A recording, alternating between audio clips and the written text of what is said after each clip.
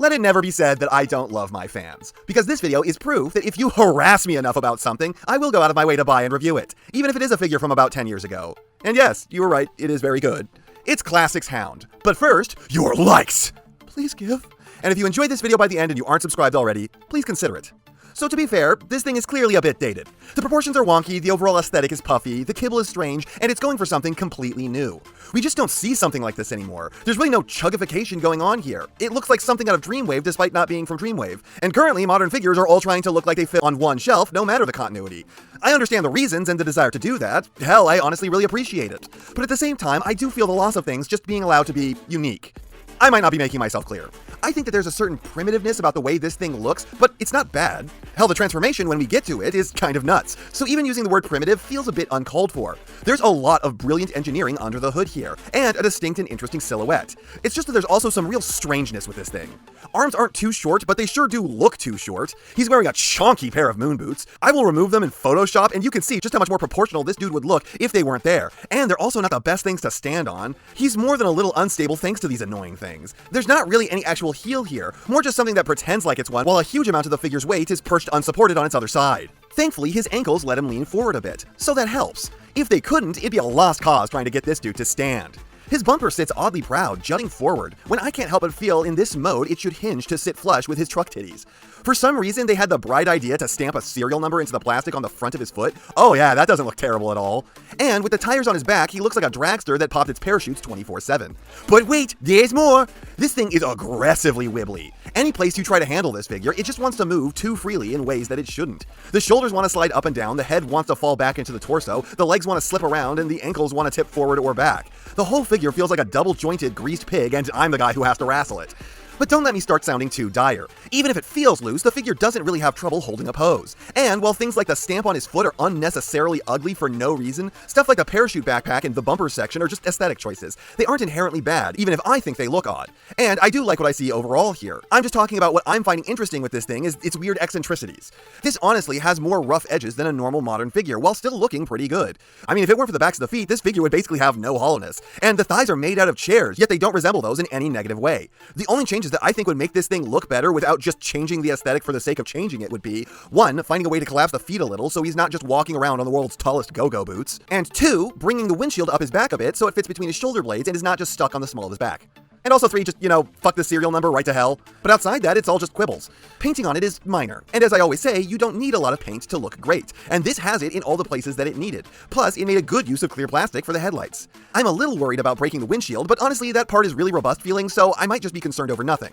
And the head is hilarious to me, because it both looks like Hound, really, there's nothing about this that fails to scream the Autobots' most gentle soldier, unless you count the movies, at which point he becomes one of their most violent psychopaths. But at the same time, for those who've seen it, does this guy look like Sergeant Bruto from Starship Troopers: The Roughneck Chronicles? Oh yeah, that's gotta be some obscure media to most of you. Though maybe slightly less so now that there's that game that came out. But a CGI model from just a few years after Beast Wars where the humans didn't look like God's worst abominations?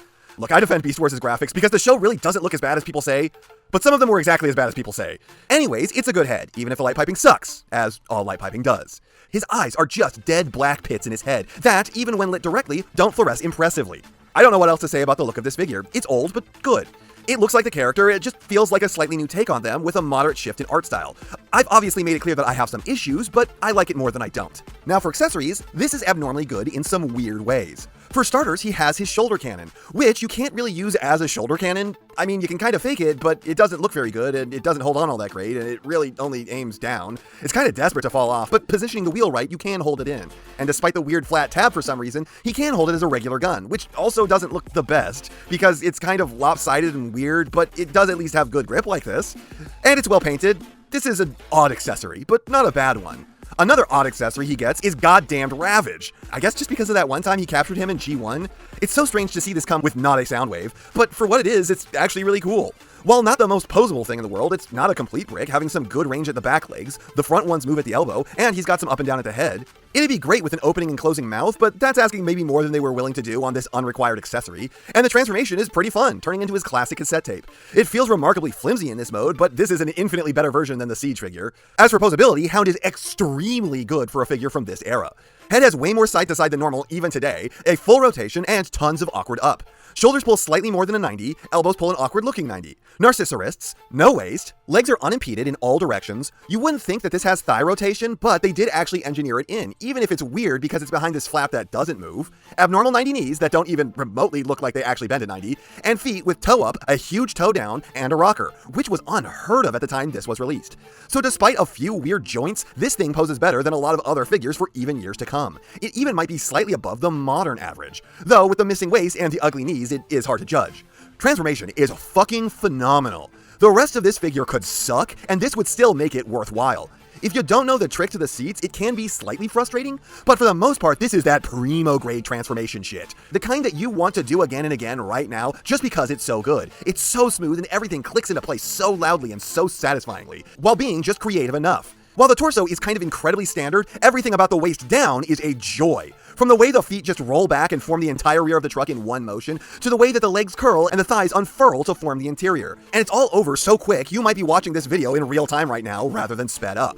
Best kind of transformation, fast and fun, gets it done. Though it is kind of silly that the missile launcher just kind of pegs onto the rear of the seat packing. And then the vehicle mode is excellent. There is really no hint that this thing transforms at all. From any direction you look at it, it just looks like a knockoff Warthog from Halo. Not that the toy looks like a knockoff, just that the thing it's a vehicle representation of is one. It's fully featured with turning wheels, it rolls amazingly. I mean, this thing will continue on for days. It's got a fully detailed seating arrangement, which even some regular model cars that don't transform don't have. Weirdly enough, Ravage stores on the back with these awkward hooks attaching him, which I suppose it's nice that they gave you the ability to keep him together with all of his things.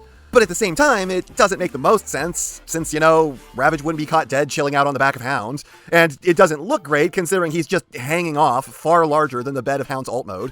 Maybe it's supposed to be some kind of rack, but I can't say that I'm compelled to keep him like this. It's funny how the robot mode felt like it was so rounded and smooth, but the vehicle feels like it's made out of harsher angles.